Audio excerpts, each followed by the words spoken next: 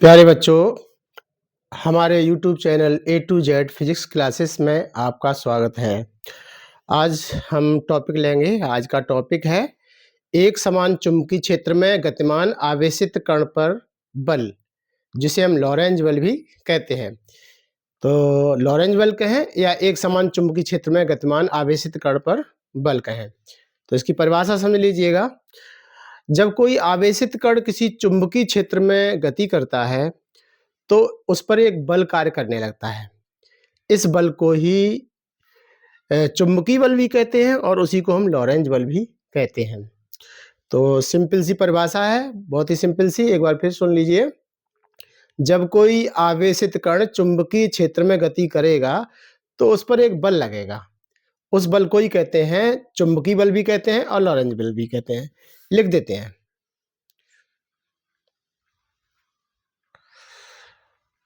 जब कोई आवेशित कण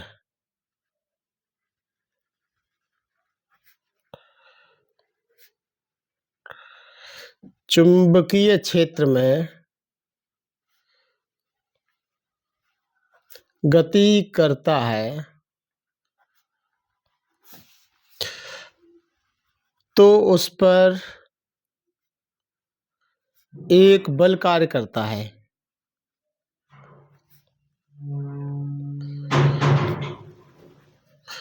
कार्य करने लगता है।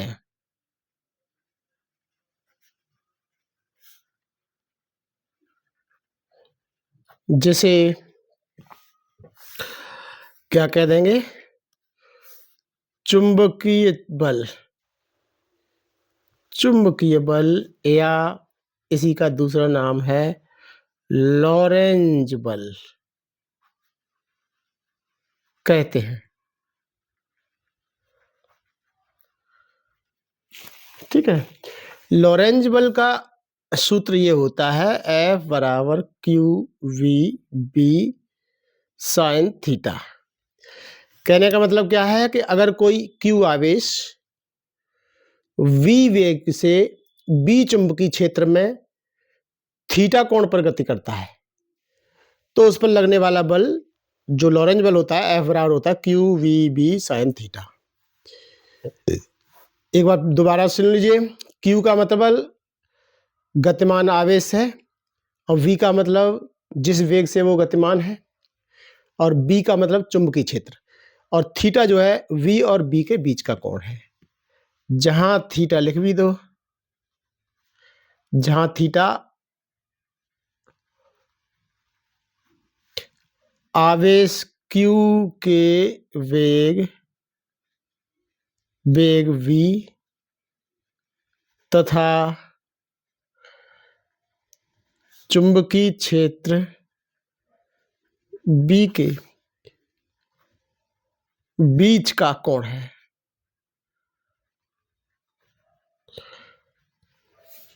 ठीक है। अब देखिए, अब अगर मान लीजिए कि यहाँ पर जो बल है वो थीटा पर डिपेंड करता है। थीटा के अलग अलग मान होने पर लगने वाला बल भी बदल जाएगा। अब यहाँ पर हम जानते हैं कि साइन थीटा का अधिकतम मान जो 90 अंश पर होता है वो 1 होता है। साइन 90 का मान 1 होता है, 1 से ज़्यादा कोई मान नहीं होता। इसका मतलब क्या हुआ कि यदि थीटा का मान 90 अंश हो तो लगने वाला बल F अधिकतम होगा। ठीक है। यदि थीटा इजिकल टू 90 तो लगने वाला बल F जो होगा वो मैक्सिमम होगा और वो होगा क्यू वी बी। ये फार्मूला हो जाता है, फिर अधिकतम बल इतना होगा। और यदि मान लीजिए कि इसे चाहे तो ऐसे कर सकते हैं, केस फर्स्ट और केस सेकंड। केस फर्स्ट यानी पहली स्थिति क्या है, थीटा बराबर 90 अंश, तो एफ का मान अधिकतम होगा। केस सेकंड यानी सेकंड स्थिति क्या है,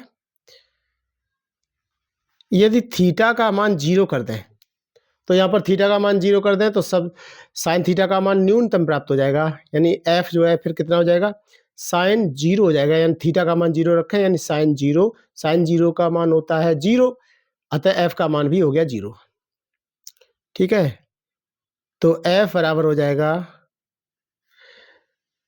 क्यू वी बी साइन 0 और F बराबर हो जाएगा साइन 0 का मान 0, यानी इतना हो जाएगा। अब देखिए कभी-कभी ये वेक्टर स्वरूप में भी पूछ लिया जाता है, लॉरेंज बल का सूत्र।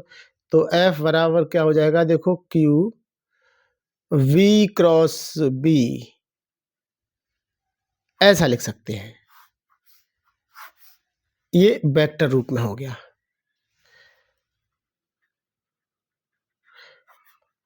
वेक्टर रूप में लॉरेंज बल का सूत्र।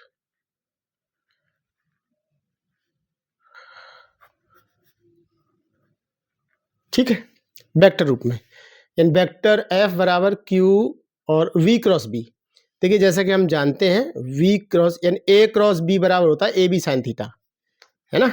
ये वाला फार्मूला लग जाएगा, vector A cross vector B बराबर होता है AB साइन थीटा और n कैप और होता है, ये फार्मूला है। तो ऐसे V क्रॉस B बराबर हो जाएगा VB साइन थीटा, यानी ये वाला फार्मूला आ जाएगा। Q तो ऑलरेडी है ही, VB साइन थीटा, ये आ जाएगा। ठीक है, ये टॉपिक हो गया। प्यारे बच्चों, जैसा कि आप लोग पहले से ही जानते हो कि हम जो है आप लोगों को नोट्स भी देते हैं, और इस समय जो हम लिख रहे हैं थोड़ा सा ये गंदा हो सकता है, जो लिख रहे हैं गंदा हो सकता है। यहाँ पर लिख रहे हैं, अगर बहुत तसल्ली से लिखते रहेंगे तो समय थोड़ा ज़्यादा लग जाएगा। तो उसके लिए हम क्या करते हैं, ये सारे नोट्स, जैसे आज का वीडियो में जितना भी हम नोट्स पढ़ाएंगे उतना सारा का सारा आप डिस्क्रिप्शन बॉक्स में जाएंगे। डिस्क्रिप्शन वो बॉक्स में पहला हेडिंग रहता है PDF नोट्स, तो वहाँ पर PDF नोट्स के नीचे जैसे ही लिंक को दबाएंगे तो आपको PDF नोट्स मिल जाएंगे। और इसके बाद में उसी में एक और हम लिंक देते हैं नेक्स्ट वीडियो का, उसमें जैसे ही नेक्स्ट वीडियो के नीचे का लिंक जैसे ही दबाएंगे तो अगले वीडियो पर पहुंच जाओगे, आपको अगला वीडियो ढूंढने की जरूरत नहीं होती है। तो ये टॉपिक पूरा हो गया है। नेक्स्ट है एक समान चुंबकीय क्षेत्र में आवेशित कण की गति। नेक्स्ट टॉपिक है एक समान चुंबकीय क्षेत्र में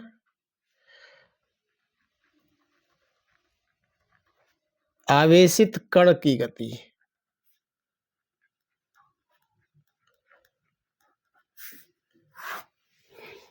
एक समान चुंबकीय क्षेत्र में आवेशित कण की गति किस प्रकार से होती है वो देखनी है। अब इसमें अलग अलग कंडीशंस हैं, यहाँ पर हम 3 कंडीशंस पढ़ेंगे।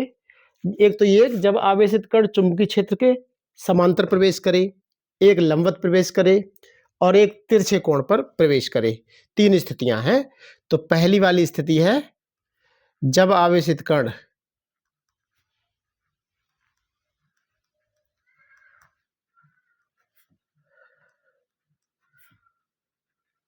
और चुंबकीय क्षेत्र के समांतर प्रवेश करे।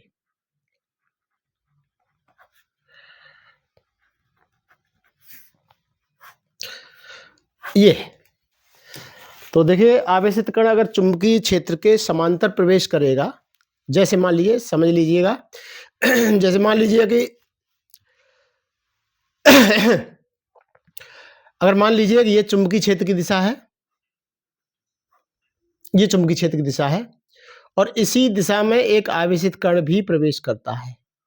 तो आवेशित कण है मान लीजिए कि Q और ये इसका वेग है V और ये चुंबकीय क्षेत्र है B, है ना। V वेग से B चुंबकीय क्षेत्र में उसी के समांतर प्रवेश करता है। तो ऊपर वाला जो फार्मूला था लगने वाला बल F बराबर कितना होगा, वहां पर फार्मूला होता है लगने वाला बल F बराबर होता है QVB साइन थीटा। यहाँ पर थीटा जो होता है V और B के बीच का कोण है। तो यहाँ पर देखो V यानी वेलोसिटी V यानी वेग V और चुंबकीय क्षेत्र की तीव्रता B, इन दोनों के बीच का कोण यहाँ पर 0 है क्योंकि V और B दोनों ही समांतर हैं। ठीक है, यानी थीटा बराबर यहाँ पर है 0। अब 0 अगर हम कर देंगे यहाँ पर तो ये लगने वाला बल F बराबर हो जाएगा QVB साइन 0 और साइन 0 का मान होता है 0, अतः गुणा करेंगे तो पूरी संख्या हो जाएगी 0, अतः लगने वाला बल F बराबर हो जाएगा 0। अब इसका एक विशेष अर्थ है। अब अगर मान लीजिए कि इस दिशा में यानी चुंबकीय क्षेत्र के समांतर कोई आवेशित कण Q गति करता है, तो उस पर कोई बल कार्य नहीं करता। इसका मतलब क्या हुआ कि आवेशित कण जिधर जा रहा है उसी दिशा में चलता चला जाएगा और आवेशित कण का जो पथ होगा वो ऋजरेखी रहेगा। ऋजरेखी का मतलब सरल रेखा, सीधी रेखा में रहेगा। तो यही हमारा टॉपिक था। जब आवेशित कण चुंबकीय क्षेत्र के समांतर प्रवेश करे तो उसका पथ जो होगा कैसा होगा, पथ के बारे में ही हमें बताना थी, जानकारी देनी थी। तो स्पष्ट हो गया। जब आवेशित कण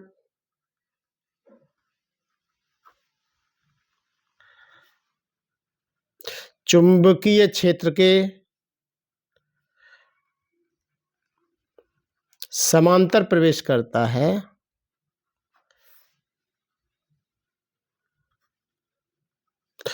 तो उस पर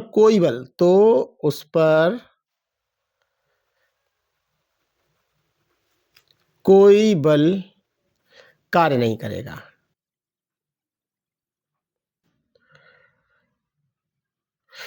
अर्थात इसका मतलब क्या हो जाएगा, अर्थात कण अपने मार्ग से विचलित नहीं होगा।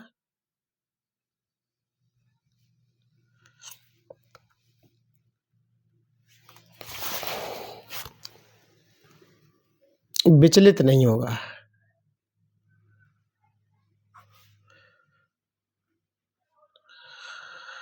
जब विचलित नहीं होगा तो जिधर को जा रहा है उसी तरह हम जाता रहेगा और कण का पथ ऋजरेखी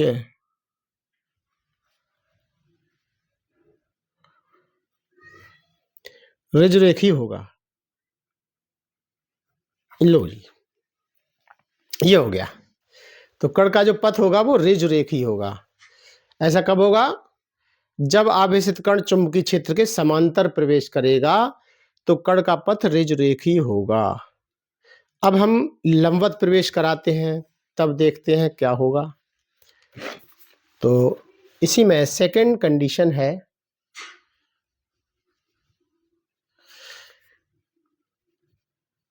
जब आवेशित कण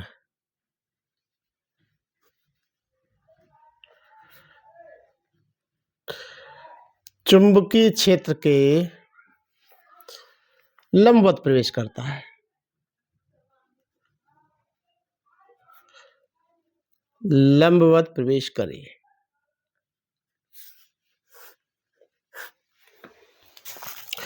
ठीक है, तो देखते हैं अगर लंबवत प्रवेश करेगा तब क्या होगा।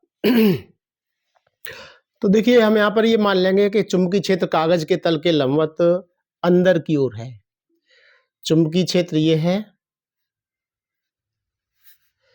चुंबकीय क्षेत्र। जब क्रॉस द्वारा दर्शाया जाता है चुंबकीय क्षेत्र, तो वो चुंबकीय क्षेत्र उस स्थान पर कागज के तल के लंबवत अंदर की ओर होता है।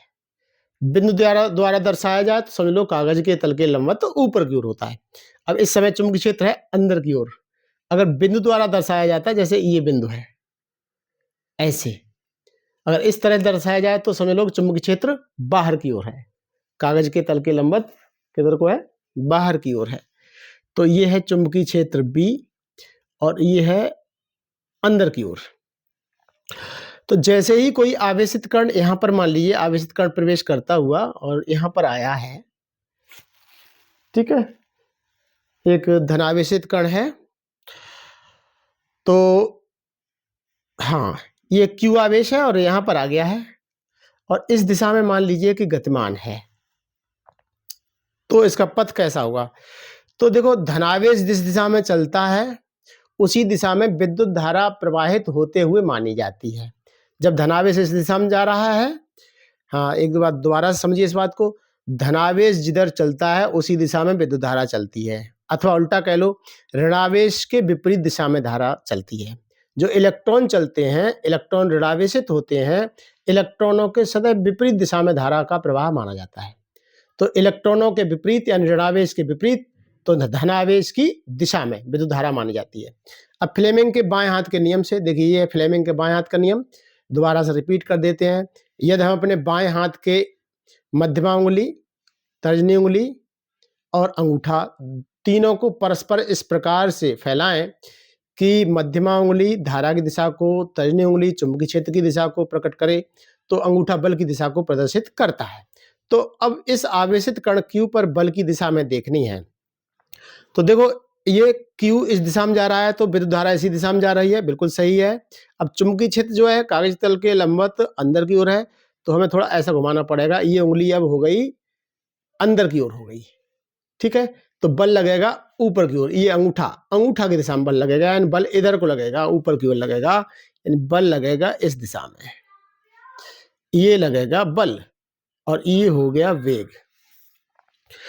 तो देखिए, ध्यान दीजिए इस बात पर कि आवेशित कण इस दिशा में जा रहा था, लेकिन गति की दिशा के लंबवत उस पर एक बल लग रहा है। तो क्या ये आवेशित कण अब सीधा ही चलता रहेगा? नहीं चलेगा, बल्कि जब बल इस दिशा में लग रहा है तो ये अपने पथ से घूम जाएगा, और घूमते हुए इसका पथ इस प्रकार से हो जाएगा, यहां पर आ जाएगा। मान लीजिए यहां आ गया। अब यहां पर आ जाएगा तो वेग की दिशा यहां पर आने पर किधर को होगी? सीधी स्पर्श रेखा की दिशा में होती है, तो वेग की दिशा ये हो गई। अब बल किधर को लगेगा? दोबारा से बल को देख लीजिएगा। दोबारा से बल को देखेंगे तो फिर से देखिए, ये मध्यमा उंगली है धारा की दिशा में, यानी जिधर वेग की गति है, जिधर आवेशित कण की वेग की दिशा है, चुंबकीय क्षेत्र अंदर की ओर, तो बल लगेगा इधर को, यानी ये अंगूठा की दिशा में, यानी बल लगेगा इस दिशा में, ये लगेगा बल। फिर से वही वाली बात होगी कि वेग की दिशा ये है, तो बल उसकी गति के लंबवत लग रहा है। यहाँ पर भी क्या था? गति की दिशा, वेग की दिशा ये थी, तो उसके लंबवत लग रहा था। यहाँ पर भी वेग की दिशा ये है, उसके लंबवत बल लगेगा, जिसके कारण अब ये सीधा नहीं जाएगा, बल्कि ये मुड़ जाएगा यहाँ से, और मुड़ते हुए और ये एक वृत्ताकार पथ को ग्रहण कर लेगा। लो जी, इस तरह से होगा। यानी यहां पर जब होगा तो बल इधर को लगेगा, और यहां पर जब आ जाएगा तो बल इधर को लगेगा। यहां पर वेग की दिशा स्पर्श रेखा की दिशा में होगी। ऐसे ही जब यहां पर होगा तो वेग की दिशा तो ये होगी, लेकिन बल की दिशा अंदर की ओर होगी। एक निश्चित बिंदु, यानी एक केंद्र है O, केंद्र O की ओर हमेशा बल की दिशा रहती है। तो जैसा कि हम जानते हैं, जब कोई कण वृत्ताकार पथ पर गति करता है तो उस पर एक अभिकेंद्र बल भी लगता है। अभिकेंद्र बल लगता है जब कोई कण जो होता है वृत्ताकार पथ पर गति करता है, तो वृत्ताकार पथ पर चलने के लिए उसको अभिकेंद्र बल की जरूरत पड़ती है, क्योंकि अब इन सभी बलों की दिशा जो होती है केंद्र की ओर है, इसलिए इसको अभिकेंद्र बल कहेंगे। और अभिकेंद्र बल का सूत्र हम लोग पढ़ के आए हैं पिछली क्लास में। अभिकेंद्र बल का सूत्र होता है mv²/r, ठीक है। तो यहाँ पर कितना बल लगेगा? तो फिर से हम अपनी लैंग्वेज लिख देंगे, यानी चित्र का थोड़ा सा वर्णन कर देंगे। माना चुंबकीय क्षेत्र B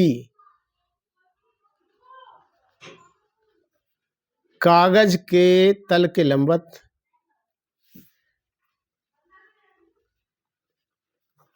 अंदर की ओर है।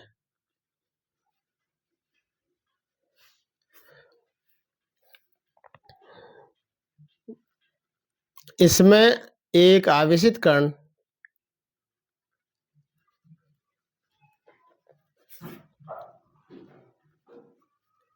Q वेग V से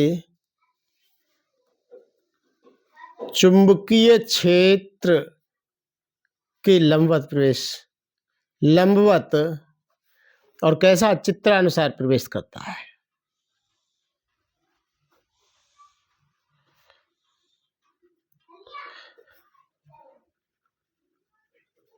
चित्र के अनुसार प्रवेश करता है।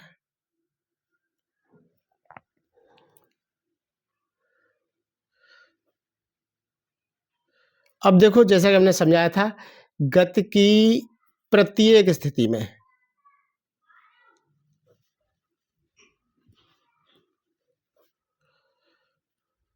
चाहे गति करते समय यहाँ पर हो, चाहे यहाँ पर हो, चाहे यहाँ पर हो, इस पर एक बल कार्य करता है।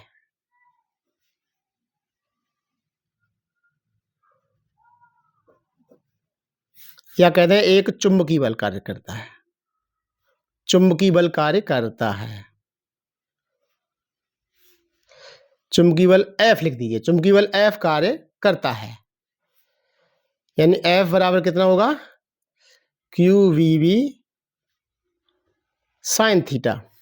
और यहाँ पर थीटा जो है V और B के बीच का कोण है। V इधर है तो चुंबकीय क्षेत्र इसके लंबवत अंदर की ओर है, तो दोनों के बीच का कोण यहाँ पर थीटा बराबर है 90 अंश।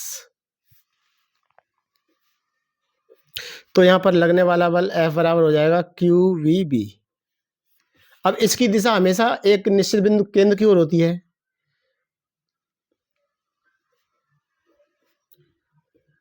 बल की दिशा सदैव एक निश्चित बिंदु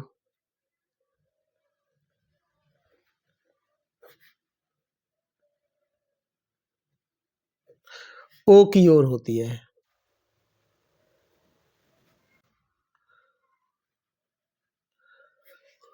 एक निश्चित बिंदु O की ओर होती है,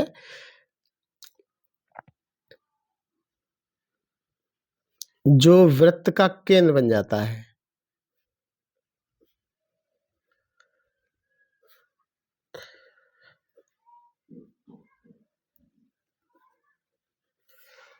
ठीक है, अतः इसका अर्थ क्या हुआ? कण वृत्ताकार पथ पर चलता है।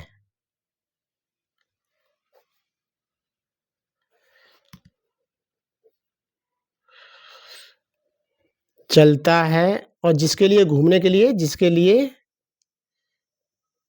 जिसे घूमने के लिए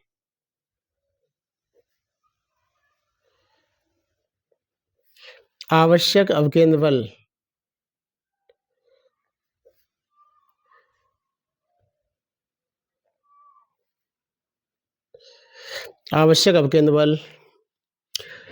कहां से मिलता है? चुंबकीय बल से प्राप्त होता है।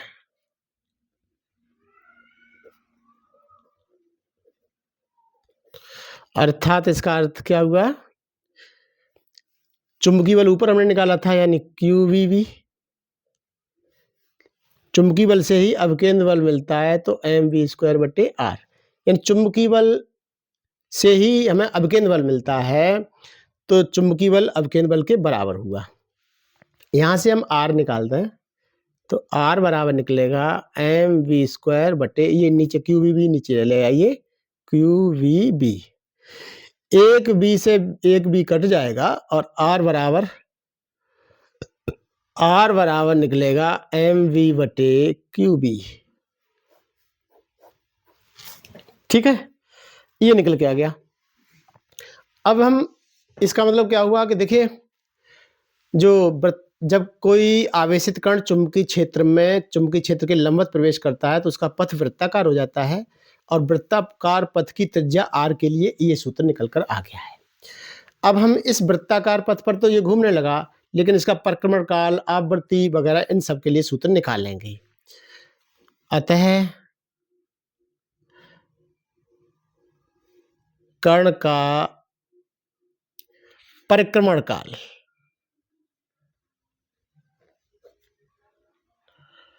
थोड़ा सा समझ लीजिए। परिक्रमण काल यानी T निकालना है।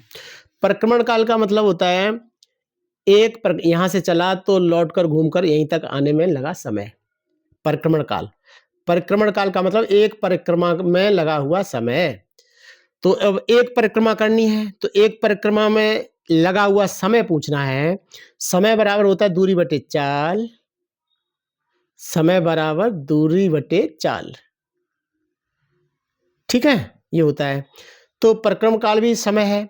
समय बराबर दूरी, यानी एक पूरे चक्कर में चली गई दूरी, यानी यहां से यहां तक का समय निकालना है, तो समय बराबर यहां से यहां तक की चली गई दूरी, जो कि परिधि होगी। वृत्ताकार पथ है, वृत्ताकार पथ की परिधि होगी, जो कि होती है 2πr। तो दूरी तो चलनी पड़ेगी परिधि के बराबर, और चाल हमें पहले ही बताया गया कि v वेग से प्रवेश करता है, तो चाल का मान तो हो जाएगा v और दूरी हो जाएगी परिधि। तो परिक्रमण काल t बराबर हो जाएगा परिधि बटे चाल, यानी परिधि का मान 2 पाई r बटे चाल कितने वेग से, यानी v वेग से। अब देखो ये r का मान ऊपर से ये वाला रख दो, तो देखो 2 पाई बटे v इंटू r का मान कितना है mb बटे qb, एक v से ये v कट गया, तो t बराबर निकला 2 पाई m बटे qb, ये निकल के आ गया। ठीक है, ऐसे इसकी आवृत्ति भी निकाल सकते हैं। अतः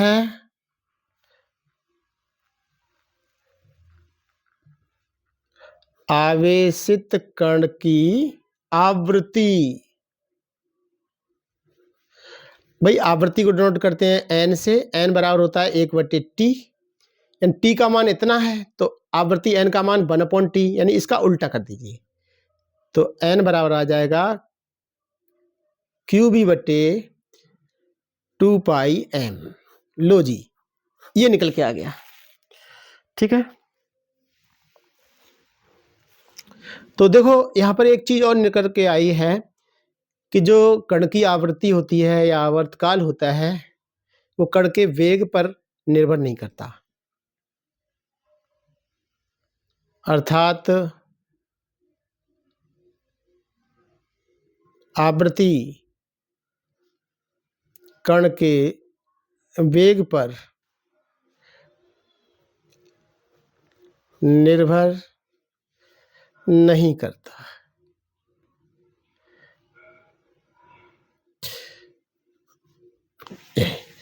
इस तरह से ये टॉपिक पूरा हुआ। अब तीसरी कंडीशन और हमें बतानी है, तो इसमें देखो पहली वाली कंडीशन क्या थी, जब आवेशित कण चुंबकीय क्षेत्र के समांतर प्रवेश करता है।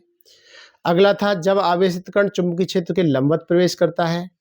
जब समांतर प्रवेश करता था तो आवेशित कण का पथ सरल रेखी ऋजुरेखी था, और जब आवेशित कण चुंबकीय क्षेत्र के लंबवत प्रवेश करे तो कण का पथ ये वृत्ताकार हो जाता है। अब तीसरी कंडीशन आ जाती है, कभी कभी पूछी जाती है कि अगर आवेशित कण न तो समांतर प्रवेश करे और न ही लंबवत प्रवेश करे बल्कि किसी अन्य कोण पर प्रवेश करे तब कण का पथ कैसा होता है। तो थर्ड कंडीशन है, जब आवेशित कण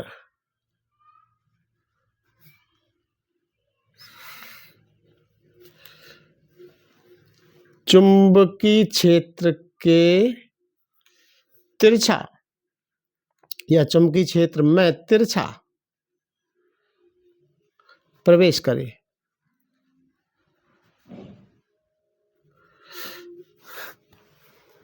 तो बस इसमें कुछ ज्यादा कुछ नहीं करना है। अगर आवेशित कण तिरछा प्रवेश करता है, जैसे मान लीजिए कि चुंबकीय क्षेत्र तो है इस दिशा में और आवेशित कण इसके लंबवत होता तो इस दिशा में प्रवेश करता, अब इधर ना प्रवेश करके इस दिशा में प्रवेश करता है, तो क्या होगा, इधर से ये जाएगा तो ये ऐसे घूमने लगेगा, इस तरह से स्प्रिंग की तरह ऐसे आगे बढ़ेगा। ये जैसे मान लो यहाँ से बता रहे हैं, यहाँ से जैसे ही जाएगा तो ये इस तरह से चलता हुआ इस तरह से कुंडली बन जाएगी। हेलिक्स जिसे कहते हैं कुंडलिनी के आकार का होता है, सीधा लिख देते हैं शॉर्ट में, पथ कुंडलिनी के आकार का होता है।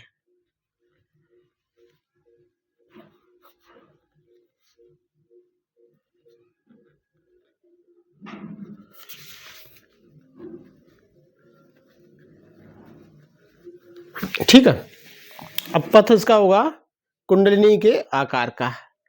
ये टॉपिक इस तरह से पूरा हो गया। इसके बाद में इसमें हमारा छोटा सा टॉपिक है फ्लेमिंग के बाएं हाथ का नियम है, फ्लेमिंग का बाएं हाथ का नियम।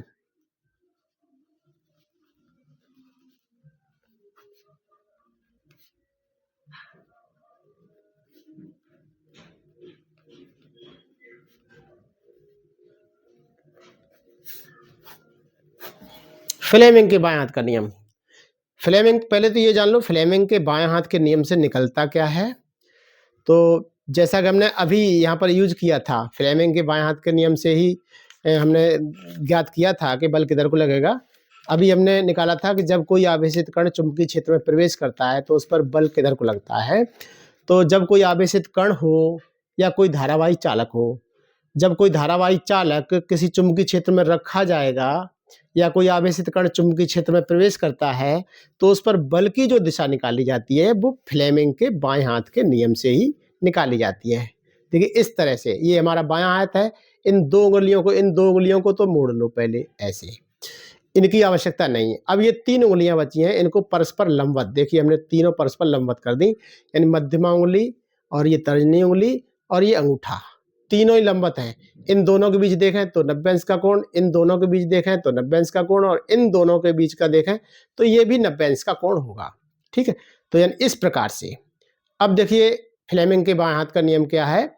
यदि हम अपने बाएं हाथ के, ये बायां हाथ है हमारा, यदि हम अपने बाएं हाथ के अंगूठा, ये अंगूठा और पास वाली 2 उँगलियों को लंबवत इस प्रकार फैलाएं कि मध्यमा उँगली धारा की दिशा को, तर्जनी उँगली चुंबकीय क्षेत्र की दिशा को प्रदर्शित करे, तो अंगूठा बल की दिशा को प्रदर्शित करता है। ये है फ्लेमिंग के बाएं हाथ का नियम। क्या बताया हमने? एक बार फिर समझिए। यदि मध्यमा उँगली, यानी यदि हम अपने बाएं हाथ के अंगूठे और पास वाली 2 उँगलियों को लंबवत परस्पर इस प्रकार फैलाएं कि मध्यमा उँगली धारा की दिशा को, तर्जनी उँगली चुंबकीय क्षेत्र की दिशा को प्रदर्शित करे, तो अंगूठा जो होगा उस धारावाही चालक पर लगने वाले बल की दिशा को प्रदर्शित करता है। इसी बात को हम लिख देते हैं।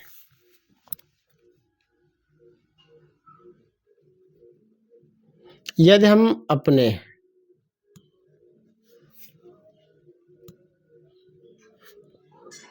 बाएं हाथ के अंगूठा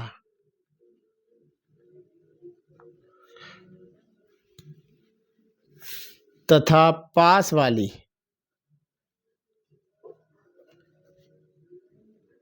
2 उँगलियों को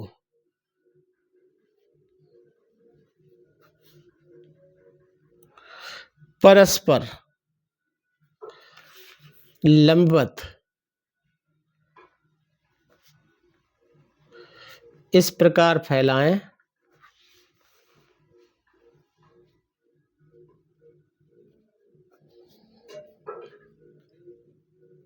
कि मध्यमा उँगली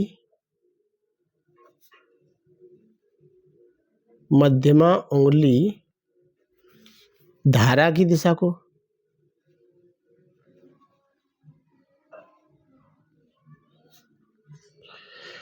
तथा तर्जनी उँगली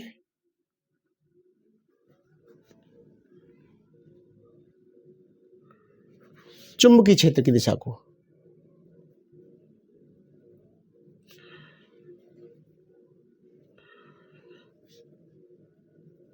प्रदर्शित करे,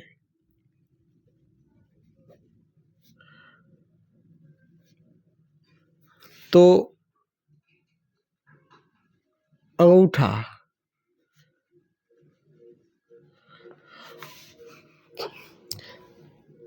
चालक पर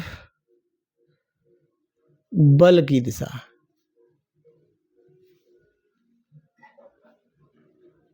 प्रदर्शित करता है।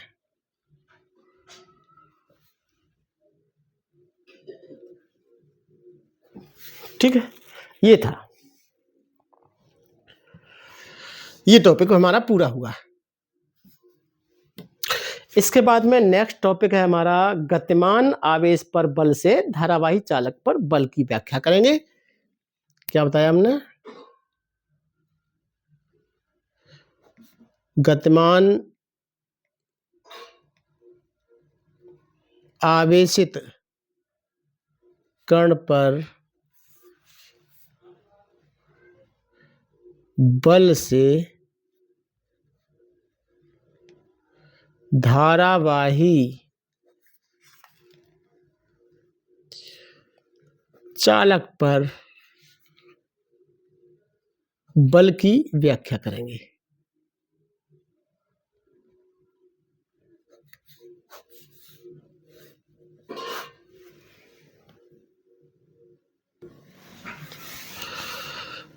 तो टॉपिक है हमारा गतिमान आवेश पर बल से धारावाही चालक पर बल की व्याख्या। इसका मतलब समझ लीजिएगा। कहने का मतलब क्या है कि गतिमान आवेश पर बल से धारावाही चालक पर बल की व्याख्या। एक धारावाही चालक है, जैसे मान लो कि ये है, मान लीजिए चित्र बना देते हैं थोड़ा समझाने के लिए। ये कोई धारावाही चालक है, इसमें धारा बह रही है। जब किसी चालक में धारा बहती है तो उसमें जो इलेक्ट्रॉनों का वेग होता है उसको अनुगमन वेग कहते हैं, और अनुगमन वेग को हम वीडी से डिनोट करते हैं। तो वीडी वेग से ये इलेक्ट्रॉन चल रहे होंगे, इसमें जो भी इलेक्ट्रॉन होंगे वो वीडी वेग से आगे की ओर बढ़ रहे होंगे। अब मान लीजिए कि अनुप्रस्थ काट का क्षेत्रफल a है और इसकी चालक तार की जो लंबाई है वो l है, ठीक है, l है। तो पीछे हमने एक डेरिवेशन किया था अनुगमन वेग वीडी और धारा आई में संबंध। तो वहां पर निकल के आया था धारा आई बराबर था NEA VD, आई बराबर NEA VD ये होता था। विद्युत धारा आई और अनुगमन वेग VD में संबंध था ये। तो यहाँ पर हम ये मान लेते हैं थोड़ी देर के लिए कि ये कोई चालक है। चालक के एकांक आयतन में मुक्त इलेक्ट्रॉनों की संख्या n थी, तो n है। तो यही मान लेते हैं, चित्र का वर्णन कर देते हैं। माना L लंबाई की तथा A अनुप्रस्थ काट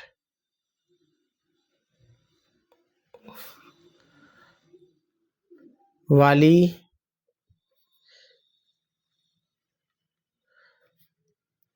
चालक छड़ के एकांक आयतन में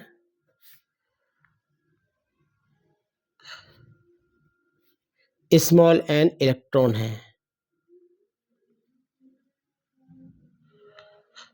स्मॉल n इलेक्ट्रॉन का मतलब है ये मुक्त इलेक्ट्रॉन से मतलब है।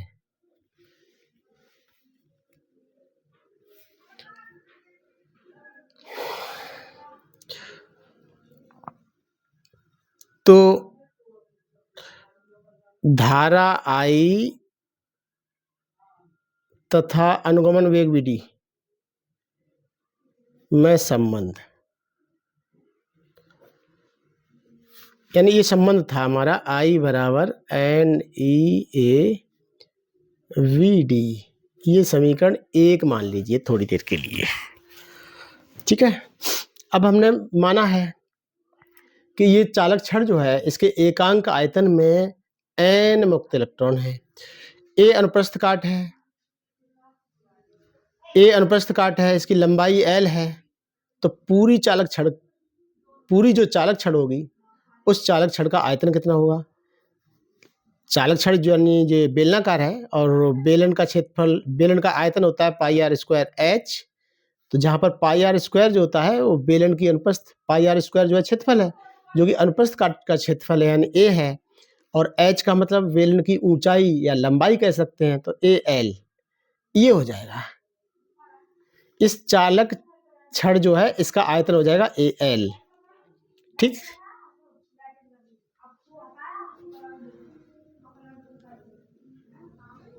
चालक छड़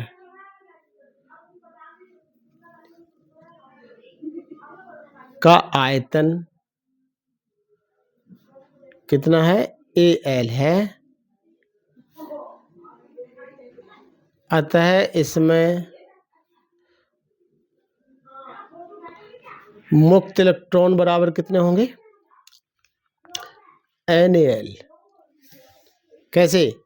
फिर समझ लो, एकांक आयतन में मुक्त इलेक्ट्रॉनों की संख्या n है, तो Al आयतन है, तो Al आयतन में कितने इलेक्ट्रॉन होंगे? ऐसे समझ लो, एकांक आयतन में मुक्त इलेक्ट्रॉन संख्या n, तो Al आयतन में इलेक्ट्रॉन संख्या NaAl है ना। एक एक नियम से निकाल देते हैं, वही चीज हो गई है, इतनी हो गई। अब प्रत्येक इलेक्ट्रॉन पर कितना बल लग रहा है? अब यहाँ पर देखिए हमारा हेडिंग जो है उस पर फिर से थोड़ी देर के लिए जाइएगा।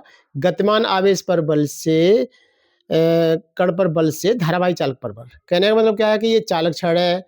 अब चालक के अंदर इसमें इलेक्ट्रॉन है जो कि गतिमान है। इलेक्ट्रॉन जब गति करेंगे तो उस पर इलेक्ट्रॉनों पर बल लगेगा। जैसे ये मान लो हमारा पेन है, इस पेन के अंदर इलेक्ट्रॉन गति कर रहे हैं, इलेक्ट्रॉनों पर बल लगेगा।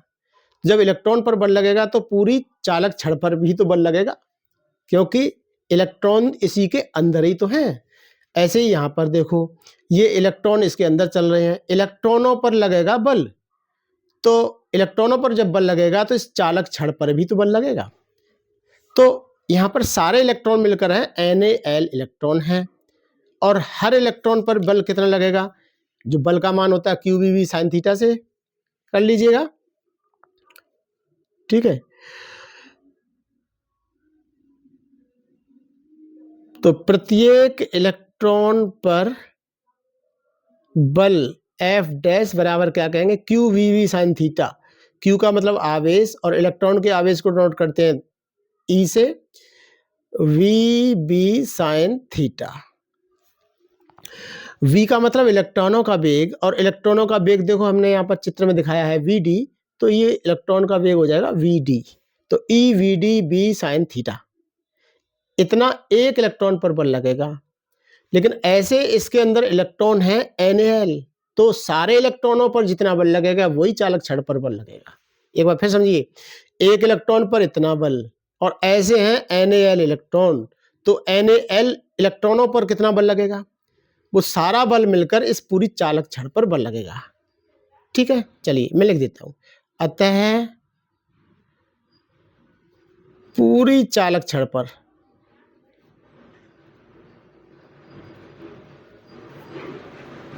बल बराबर कितना होगा, NaL इलेक्ट्रॉनों पर बल।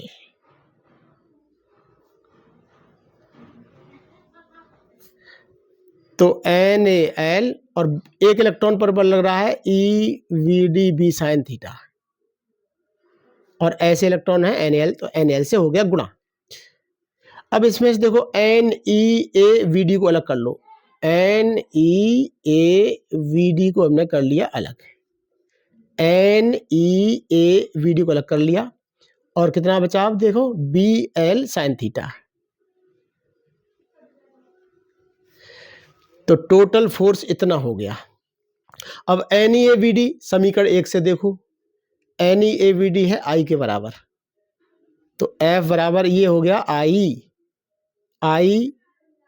Bl sin theta. हम यहां पर लिख देंगे समीकरण फर्स्ट से, समीकरण 1 से हमने ये मान रख दिया है, इसलिए ऐसा हुआ है।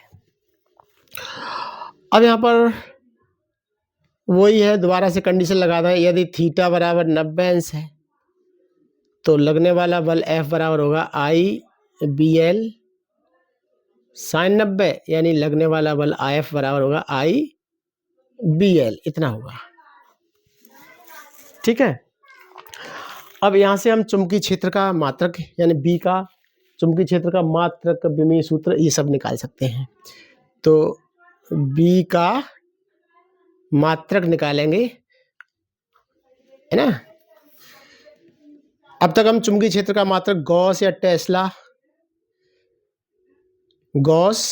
टेस्ला कहते थे। अब यहां से एक और मात्रक निकलेगा, B बराबर F बटे IL। तो मात्रक क्या निकलेगा, तो B का मात्रक निकलेगा न्यूटन प्रति एम्पियर मीटर, क्योंकि F का मात्रक क्या होता है, न्यूटन बटे में I का मतलब एम्पियर, इंटू L का मतलब लंबाई होगी जो कि मीटर में है, ये हो जाएगी। और यदि हम विमा निकालें तो न्यूटन का होता है MLT-2, एम्पियर के लिए A और मीटर के लिए L, तो L से L कट गई, अब आ गया MT-2A-1, ये निकल के आ गया। चुंबकीय क्षेत्र की तीव्रता B का मात्रक नया निकला है न्यूटन प्रति एम्पियर मीटर, और विमा निकली MT-2A-2, ये निकल कर आया। ये टॉपिक पूरा हुआ।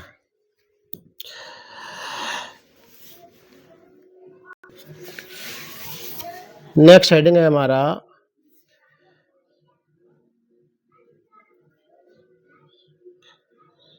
दो समांतर धारावाही तारों के बीच बल।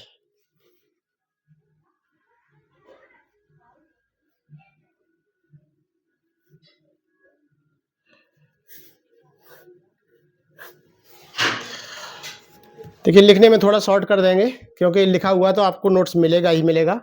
हम लिखा हुआ तो नोट्स आपको भेजेंगे ही, थोड़ा सा कम लिखेंगे, लिखने में टाइम वेस्ट ज़्यादा होता है।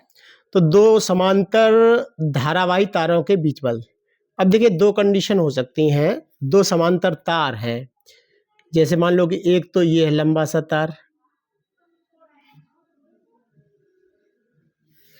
और दूसरा तार ये है।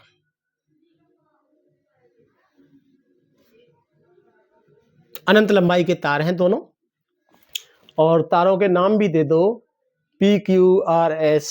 जैसे ये मान लो कि है पी क्यू और ये है आर एस, और ये दोनों ही तार एक दूसरे से आर दूरी पर रखे हुए हैं, और इन दोनों में ही एक ही दिशा में धारा बह रही है। पहले में धारा I1 और दूसरे में धारा I2 बह रही है। ठीक है, तो अब हम यहाँ पर देखेंगे कि बल कितना होगा, किधर होगा, क्या कंडीशन होगी। तो देखो जैसा कि हम जानते हैं कि कोई धारावाही चालक होता है, उसके चारों तरफ चुंबकीय क्षेत्र उत्पन्न हो जाता है, और चुंबकीय क्षेत्र की दिशा जो होती है दाएं हाथ की हथेली के नियम नंबर 1 से होती है। तो दाएं हाथ की हथेली के नियम नंबर 1 क्या था? यदि हम अपने दाएं हाथ के पूरे पंजे को पूरा इस प्रकार फैलाएं कि अंगूठा धारा की दिशा में हो, जैसे ये धारा की दिशा है तो ये अंगूठा धारा की दिशा में हो, और ये उंगलियां उस बिंदु की ओर संकेत करें जहां पर चुंबकीय क्षेत्र ज्ञात करना है। तो इसके कारण यहाँ पर चुंबकीय क्षेत्र ज्ञात करना है, तो यहाँ पर चुंबकीय क्षेत्र होगा अंदर की ओर, हथेली से धक्का देने की दिशा में। यानी दायां हाथ की हथेली का नियम नंबर 1 क्या है? यदि हम अपने पूरे पंजे को इस प्रकार फैलाएं कि अंगूठा धारा की दिशा को प्रदर्शित करें और ये उंगलियां उस बिंदु की ओर संकेत करें जहां पर चुंबकीय क्षेत्र ज्ञात करना है, तो उस बिंदु पर यानी इस बिंदु पर चुंबकीय क्षेत्र हथेली से धक्का देने की दिशा में होता है। तो यहाँ पर जो चुंबकीय क्षेत्र होगा इस चालक के कारण, यानी तार PQ में जो धारा बह रही है I1, इसके कारण यहाँ पर जो चुंबकीय क्षेत्र होगा वो यहाँ पर हथेली से धक्का देंगे तो नीचे की ओर देंगे, अतः चुंबकीय क्षेत्र जो होगा नीचे की ओर होगा। और नीचे की ओर चुंबकीय क्षेत्र कागज के तल के लंबवत नीचे की ओर हो तो उसको क्रॉस द्वारा प्रदर्शित किया जाता है।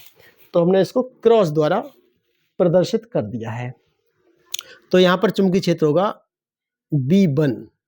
ठीक है, तो ये चुंबकीय क्षेत्र हो गया।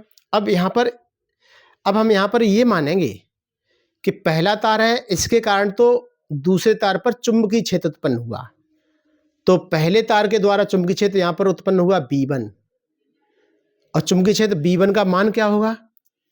तो ये अनंत लंबाई का तार है, अनंत लंबाई के तार के कारण R दूरी पर चुंबकीय क्षेत्र यानी B1 बराबर क्या होता है? μ0/2 पाई और धारा बटे दूरी। तो पहले वाले चालक में चूंकि धारा बह रही है I1 तो I1 कर देंगे यहाँ पर, ये हुआ। तो पहले चालक तार PQ के कारण R दूरी पर स्थित कोई बिंदु है, वहां पर चुंबकीय क्षेत्र B1 बराबर इतना होगा। अब यहाँ पर ये भूल जाइए कि पहला वाला तार है, अब केवल इतना याद रखो कि पहले वाले तार ने तो चुंबकीय क्षेत्र B1 उत्पन्न कर दिया, वो कागज के तल के लंबवत अंदर की ओर है। बस अब पहले वाले तार का काम खत्म, इसे बंद कर लीजिए। अब यहाँ पर इसमें देखिएगा, अब यहाँ पर हमें ये देखना है कि तार जो RS है जिसमें धारा I2 बह रही है, और I2 जहां पर धारा बह रही है वहां पर चुंबकीय क्षेत्र है B1, तो B1 चुंबकीय क्षेत्र में I2 धारा बह रही है, तो इस चालक पर भी एक बल लगेगा। तो उस बल की दिशा क्या होगी? बल की दिशा निकालने के लिए फ्लेमिंग के बाएं हाथ का नियम, इसे हमने बंद कर रखा है, फ्लेमिंग का बाएं हाथ का नियम ये रहा, यानी मध्यमा उंगली ये धारा की दिशा में, धारा बह रही है ऊपर की ओर तो ऊपर की ओर हो गई, चुंबकीय क्षेत्र अंदर की ओर, चुंबकीय क्षेत्र अंदर की ओर हो गया, और बल लगेगा बाईं ओर इधर को, ये अंगूठा है हमारा, बल की दिशा में अंगूठा होगा। ये वाला एक बार फिर समझो, देखो मध्यमा उंगली धारा की दिशा में और तर्जनी उंगली चुंबकीय क्षेत्र है अंदर की ओर, मध्यमा उंगली ये ऊपर की ओर, और तो बल लगेगा इस दिशा में, तो इस चालक पर बल लगेगा इस दिशा में। ठीक है, ये हो जाएगा। तो ऐसे ही हम ये भी सिद्ध कर सकते हैं। तो पहले हमने क्या किया, पहले तार के कारण धारा I1 के कारण r दूरी पर स्थित एक तार दूसरा है, उस तार पर कहीं पर भी हमने चुंबकीय क्षेत्र निकाला V1 जो कि है कागज के तल के लंबवत अंदर की ओर है, और उस पर बल निकाला फ्लेमिंग के बाएं हाथ के नियम से, तो बल लग रहा है पहले वाले तार की ओर। ठीक है, अब हम देखते हैं कि मान लीजिए कि अब उल्टा करके देख लो कि पहले वाले तार पर बल किधर को लगेगा। अब हम ये माने कि तार I2 के द्वारा तो केवल यहाँ पर चुंबकीय क्षेत्र उत्पन्न हो, यानी यहाँ पर चुंबकीय क्षेत्र हमें निकालना है। चुंबकीय क्षेत्र की दिशा क्या होगी, तो फिर से वही दाएं हाथ की हथेली का नियम नंबर 1, अंगूठा ये धारा की दिशा में। अब इस तार के कारण या इस धारा के कारण यहाँ पर चुंबकीय क्षेत्र होगा हथेली से धक्का देने की दिशा में, यानी ऊपर की ओर, यानी ऊपर की ओर हो तो उसे बिंदु द्वारा दर्शाते हैं। ठीक है, तो चुंबकीय क्षेत्र यहाँ पर हो गया। अब धारा I2 के कारण यहाँ पर ये चुंबकीय क्षेत्र है, तो इसको B2 कह दीजिए, और चुंबकीय क्षेत्र किधर को होगा, कागज के तल के लंबवत ऊपर की ओर। तो बल किधर लगेगा इस पर, अब बल की दिशा निकलेगी फ्लेमिंग के बाएं हाथ के नियम से। देखो मध्यमा उंगली ये धारा की दिशा में, तर्जनी उंगली ये चुंबकीय क्षेत्र किधर को है, अंदर की ओर हम कर रहे हैं उंगली, अंदर नहीं है बल्कि ऊपर की ओर है। ये डॉट का मतलब ऊपर की ओर, ये ऐसे हो गया। अब देखो बल लग रहा है ये, यानी बल लगेगा इस दिशा में,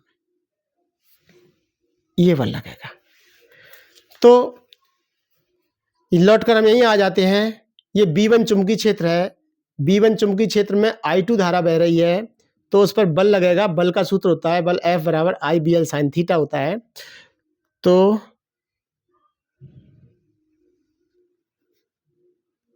चालक तार RS पर बल F बराबर हो जाएगा, यानी धारा बह रही है I2 B1 चुंबकीय क्षेत्र में, और L लंबाई पर देखें साइन थीटा, यानी पर थीटा किसके किसके बीच का कोण है, तो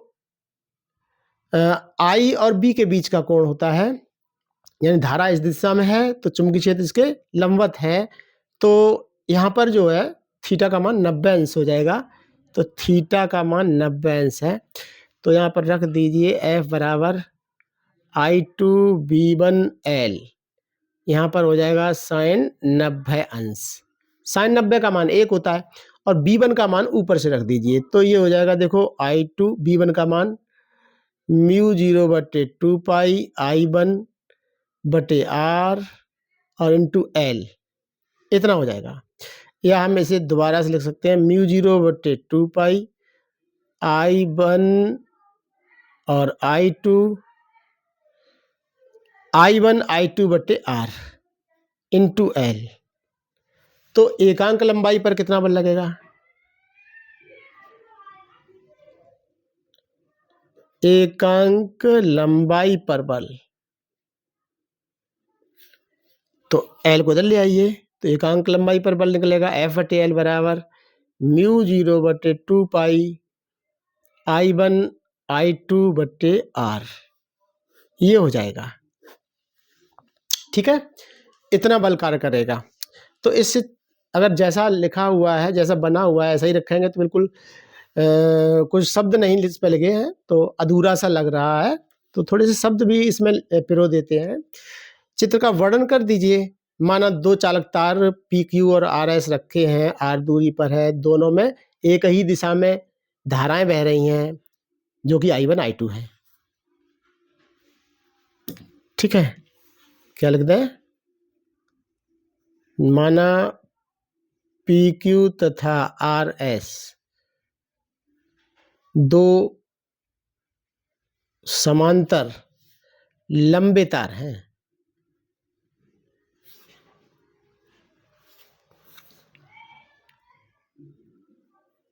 जो R दूरी पर हैं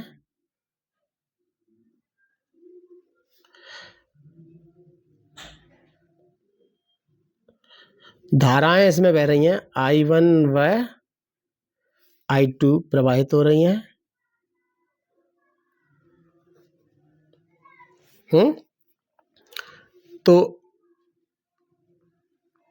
तो I1 के कारण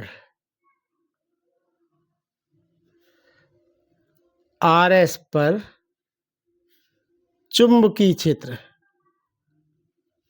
RS पर का मतलब RS के किसी भी बिंदु एक पर हम निकालेंगे, चुंबकीय क्षेत्र इतना हो जाएगा। तो चालक RS पर फिर बल कितना होगा, बल का मान हमने निकाल दिया, यानी I2 B1 L sin theta, IBL sin theta जो अभी डेरिवेशन किया थोड़ी देर पहले। तो I2 B1 का मान B1 L और साइन 90 है यहाँ पर। तो ये कंडीशन ये निकला। अब देखिए इसका मतलब क्या हुआ कि अगर दो चालक तारों में एक ही दिशा में धाराएं बह रही हैं हो, तो ये तार इसे इधर खींच रहा है और ये तार इसे अपने पास खींच रहा है, दोनों ही तार एक दूसरे को अपने पास खींच रहे हैं। तो इसका मतलब ये हुआ, यदि दो समांतर चालक तार जिनमें धाराएं एक ही दिशा में बह रही हो, तो वो चालक तार क्या करते हैं, एक दूसरे को आकर्षित करते हैं। कौन सा बल है ये, आकर्षण है। अगर मान लीजिए कि विपरीत दिशा में धारा बह रही होती, तब क्या होता। तो उसके लिए फिर से हम एक दोबारा से चित्र बना लेते हैं थोड़ी देर के लिए समझाने के लिए। मान लो कि PQ तार ये रहा और ये RS तार है, इसमें तो धारा बह रही है I1 ऊपर की ओर और दूसरे में धारा बह रही है I2, लेकिन अब की बार नीचे की ओर बह रही है। तो क्या होगा, I1 I2। अब क्या होगा देखिए, दोबारा से हम निकालते हैं। तो पहले तार के कारण यहाँ पर चुंबकीय क्षेत्र जैसे कि यहाँ पर निकला था वैसे ही निकलेगा, यानी B1 चुंबकीय क्षेत्र निकलेगा और अंदर की ओर निकलेगा। ये दाएं हाथ की हथेली का नियम नंबर 1, यानी इस दिशा में धारा ले लेते हैं तो यहाँ पर चुंबकीय क्षेत्र अंदर की ओर होगा, क्रॉस लगा दिया, यानी B1 चुंबकीय क्षेत्र होगा। अब B1 चुंबकीय क्षेत्र में जो I2 धारा बह रही है, इस पर बल की दिशा निकालें। तो बल की दिशा हम देखेंगे कि फ्लेमिंग के बाएं हाथ के नियम से, तो धारा की दिशा नीचे की ओर, चुंबकीय क्षेत्र अंदर की ओर, तो बल हो गया बाहर की ओर, अंगूठा की दिशा में, यानी ये बल लगेगा अब बाहर की ओर। तो ऐसे ही सिद्ध किया जा सकता है कि I2 धारा के कारण भी यहाँ पर देखेंगे तो बल ऐसे बाहर की ओर कार्य करेगा। तो इसका मतलब क्या हुआ भाई, ये R दूरी पर रखे हुए हैं दोनों तार। अगर दो तार एक ही दिशा में धारा बह रही होती है उनमें, तब तो वो आकर्षित हो रहे हैं, और दो तार जबकि विपरीत दिशा में, एक में ऊपर की ओर धारा बह रही है, एक में नीचे की ओर बह रही है, तब वो प्रतिकर्षित होते हैं। लेकिन लगने वाला बल यही होगा, लगने वाला बल यही होगा। ठीक है, चाहे तो हम यहाँ पर निकाल सकते थे B1 बराबर μ0/2πI1/r। ये किधर को है, कागज के तल के लंबवत अंदर की ओर।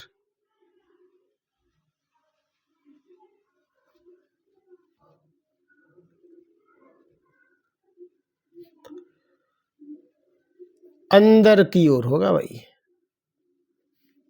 यहाँ दिखाया भी था हमने, अंदर की ओर होगा। तो चालक तार RS पर बल F बराबर यानी इतना बल होगा, और किधर को होगा, पहले तार की ओर। कितना किधर को लगेगा,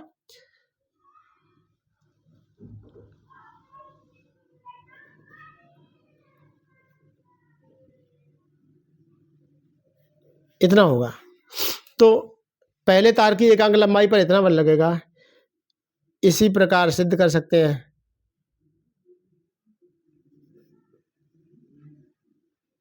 सिद्ध कर सकते हैं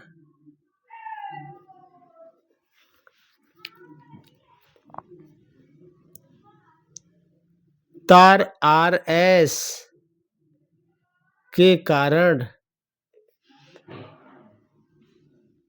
PQ पर बल F/L = μ0/2π और I1 I2/r इतना ही होगा। और वो भी किधर को होगा, अब दूसरे तार, यानी ये तार RS की ओर। ठीक है, ठीक, यानी इतना बल कार्य कर रहा था पहले तार की ओर, और दूसरे तार के द्वारा देखें तो पहले तार पर देखें तो वो RS की ओर होगा, यानी दोनों तार एक दूसरे को आकर्षित कर रहे थे। ठीक है, इसी प्रकार, और जो कि इस प्रकार क्या कर लिख सकते हैं हम, इस प्रकार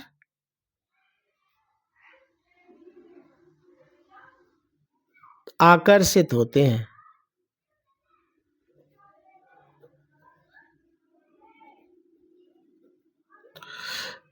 ठीक है, और अब अगर यहां पर हमने बताया विपरीत दिशा में बहेंगे तो क्या होगा, वो प्रतिकर्षित होंगे।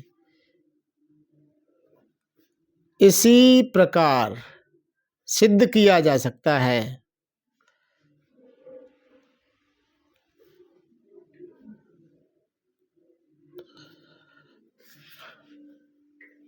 कि यदि विपरीत दिशा में धारा बह रही हो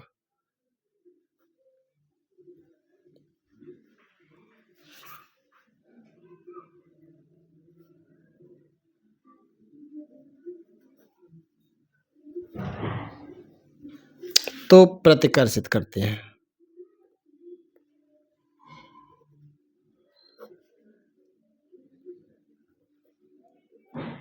ठीक है, ये हो जाता है।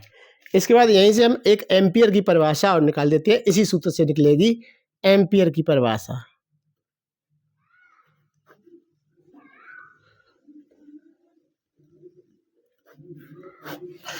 यानी जो हमारा सूत्र है F/L बराबर μ0/2 पाई और I1 I2/R। तो हम क्या करेंगे, हम यहाँ पर ये मान लें कि माना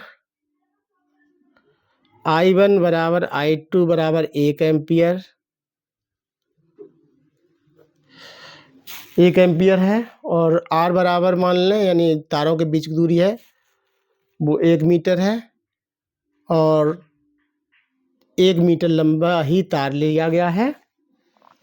तो लगने वाला बल जो F होगा वो होगा μ0/2 पाई, जिसका मान होता है 2 × 10⁻⁻7, 2 × 10⁻⁻7 न्यूटन। इसका मतलब क्या हुआ, क्या परिभाषा निकली, इस प्रकार से, अर्थात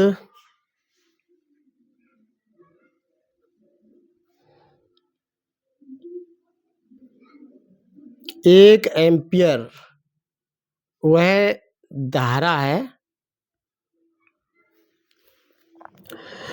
देखिए 1 एम्पियर क्या धारा हुई, देखो 1 एम्पियर की धारा क्या है, जो परस्पर 1 मीटर की दूरी पर रखे हों, R का मान 1 मीटर, यानी परस्पर 1 मीटर की दूरी पर रखे हों, और उनकी एकांक लंबाई पर, एकांक लंबाई या कहें 1 मीटर लंबाई पर लगने वाला जो बल होता है वो 2 × 10⁻⁻7 न्यूटन का बल उत्पन्न कर देता है। तो 1 एम्पियर वह धारा है जो परस्पर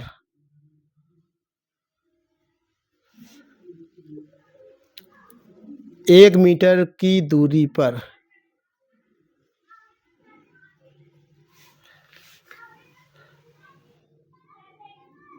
रखे हों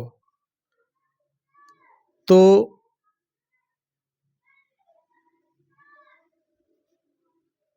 1 मीटर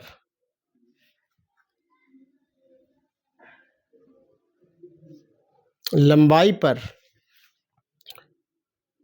बल कितना उत्पन्न कर देगा, 2 × 10⁻⁻7 न्यूटन का बल उत्पन्न कर देता है।